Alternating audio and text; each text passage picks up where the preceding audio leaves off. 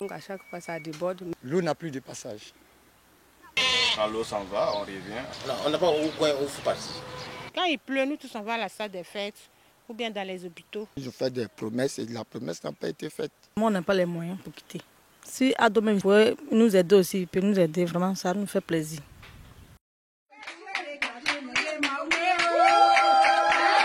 Dans le sud de la Côte d'Ivoire, dans la région de l'Agnébitiassa. Chef-lieu de la région, la ville d'Agboville est à environ 80 km au nord d'Abidjan, la capitale économique du pays. Agboville, quartier Mosikro, rivière Agbo. À première vue, il s'agit d'un petit cours d'eau inoffensif. En saison sèche, la largeur maximale atteint difficilement 70 mètres pour une profondeur de 2 mètres maximum. Mais ici, les populations savent ce que c'est pendant la grande saison des pluies.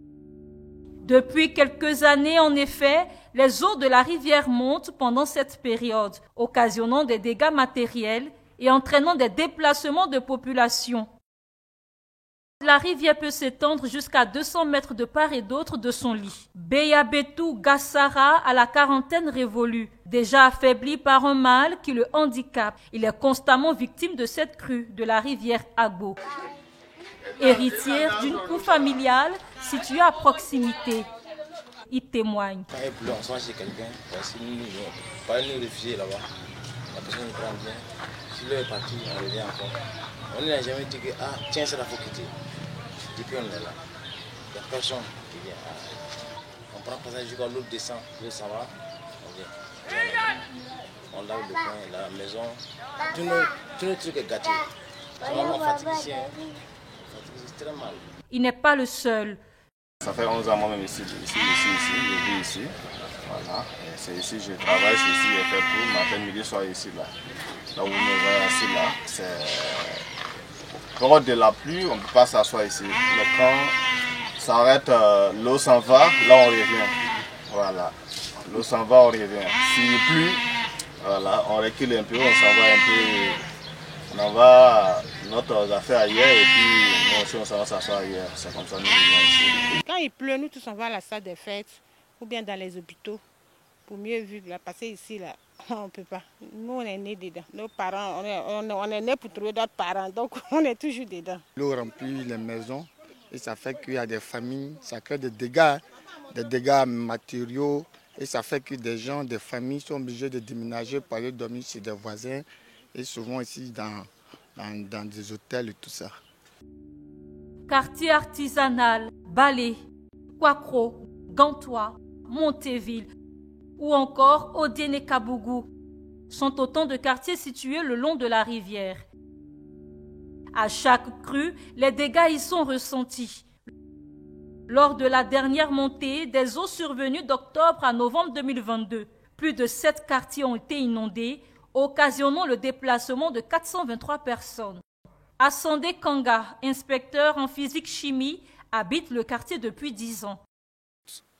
Et quand ça monte, tous ceux qui sont au bord ici ne peuvent pas sortir de la ville. Au point où certaines personnes sont obligées d'aller à l'hôtel. Il y a un hôtel qui est là pour aller se caser là-bas. Sinon, ça prend tout ici. En tout cas, ça prend tout ici. On ne sait pas ce qui se passe réellement, mais ça déborde. Sawadogo Moussa, lui, est l'adjoint au chef du quartier. Pour lui, l'homme est à la base de cette situation. Nous avons constaté ces derniers temps les ordures ménagères. Le site Agbo est devenu un dépotoir pour toute la ville d'Agboville. Ça c'est un. Bon, deuxième, il y a des travaux aussi qu'ils ont effectués où le dragage du sable a pris tout le nid. Il faut qu'on puisse un peu venir draguer. Voilà. Donc sinon, il y avait les crues, mais ce n'était pas aussi comme l'année dernière. Constater que tout le monde déverse les ordures. Quand tu vois vraiment, c'est devenu grave. Sur Sur place, en effet, l'étendue du sable dans le lit de la rivière parle d'elle-même. Du linge de tout genre, drainé par les eaux de ruissellement venant du grand marché d'Agboville, à quelques dizaines de mètres, traînant au fond de l'eau. En bordure, des roues usées et des carcasses de voitures sont abandonnées là. Des riveraines ont même fait du lit un dépotoir d'ordures. Les entreprises successives qui ont réalisé les travaux de rénovation du pont du chemin de fer ont laissé sur le passage de l'eau des graviers et des blocs de béton. Vraiment, tout ce gravier là est resté sur le nid. En plus les ordures. Donc, l'eau n'a plus de passage. Et ce que vous voyez, c'est nous-mêmes on est en train d'extraire aussi pour faire nos travaux, pour pouvoir permettre un peu l'eau de couler pour le moment. Ça fait 20 ans que je suis ici. Quand il pleut, vraiment, c'est très très délicat et puis c'est grave. Ça peut même envoyer même la mort. Donc, essayez de voir. Si Ado même il pourrait nous aider aussi, il peut nous aider, vraiment, ça nous fait plaisir. Sincèrement, on n'a pas les moyens. C'est comme si on avait les moyens, on pourrait aller un peu devant. On n'a pas les moyens. Avec les enfants, tout ça, à l'école, sincèrement, on n'a pas les moyens pour quitter. C'est ça qui fait qu'on est encore là. Quand ça déborde, les sachets même qui remplissent les lots là, et les saletés. Même quand j'étais ici, les gens voulaient venir verser l'eau. En tout cas, les saletés, moi, en tout cas, toujours si je les vois, je les chassais. Je dis ça va remplir notre... c'est ce qui fait que les directions de l'eau là, souvent, ça déborde. Selon des habitants, des promesses ont été faites par les autorités de la ville de les aider à quitter les zones à risque. À la dernière crue, ils auraient reçu des promesses d'aide financière du gouvernement et de cadres. Outre quelques vivres reçus, ils attendent encore. On n'a jamais dit que tiens, ça faut quitter. Depuis on est là. Il n'y a personne qui vient. Quand nous remplissons, il vient, il vient regarder qu'il va mettre l'argent, rien. Autrefois, ils amenaient il reste le petit. Il finit avec 5 litres.